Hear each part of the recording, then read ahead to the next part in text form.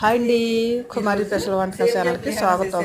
ఈరోజు మనం సేమియా ఉప్మా చేసుకుంటున్నాం. చేసే విధానం ఎలాగో మీకు చూపిస్తున్నాను, చూడండి. మనకి ఇదిగోండి సేమియా మనం వేడి నీళ్ళు పొయ్యి మీద పెట్టేసుకున్నాము. అలాగే మనం ఒక లోటాడు సేమియా నీళ్ళు వేసుకోవాలన్నమాట. నేనంటే వేడి నీళ్ళలో మనం వేసుకోవాలి. అందులో వేసేటప్పుడు ఆ సేమియాని వేడి నీళ్ళలో వేసేసుకుని 3 వంతులు ఉడకనివ్వాలి. ఈ లోపల మినపప్పు, శనగపప్పు, ఆవాలు, జీలకర్ర, అలాగే కరివేపాకు, కొద్దిగా అల్లం, చిన్న అల్లం ముక్క, ఈ పోపులన్నీ వేపుకోవాలి. ఈ లోపల మనకి నూనె, ఒక స్పూన్ బెల్లం, 1 స్పూన్ పసుపు, అలాగే 3 స్పూన్లు నూనె, సాల్ట్, తగినంత సాల్ట్, మనకి 2 నిమ్మకాయల సైజ్ అంతా చింతపండు, కొంచెం ఇంగువ. మనకి పులిహోర కదా, మనం వేడి నీళ్ళు పెట్టుకున్నాం కదా. ఈ లోపల సిల్సల మంట పెరుగుతున్నాయి. మనకి ఇందులో వేసేసుకుని చక్కగా ఉడకనిద్దామండి.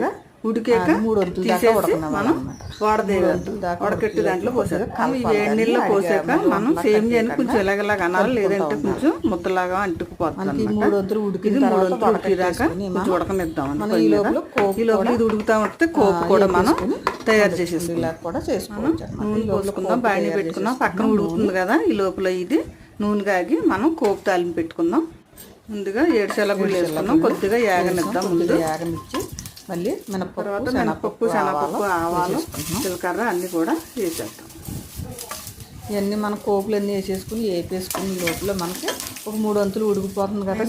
అది వడకెట్టేసి ఎండుమిరగాయలు కూడా మనం ఇవన్నీ వేసేసుకుని అలాగే బెల్లం, అలాగే చింతపండు గుంజు, చింతపండు గట్ట అన్నీ వేసేసుకుని సేమియా అయితే ఉడికిపోయింది. ఈసారి మనం వడకట్టి దాంట్లో పోసేస్తాం. మనం వాటర్ వేసి ఉడకబెట్టాం కదా, దీంట్లో పోసేసి శుభ్రంగా నీళ్ళన్నీ వడకెట్టారు. కొంచెం ఇంగువ కూడా వేద్దాం. ఆ సేమియా ఇందులో చింతపండు పులుసు అయితే రెడీ అయిపోయింది. మనం సేమియా కూడా ఇందులో వేసి కలిపేస్తాం.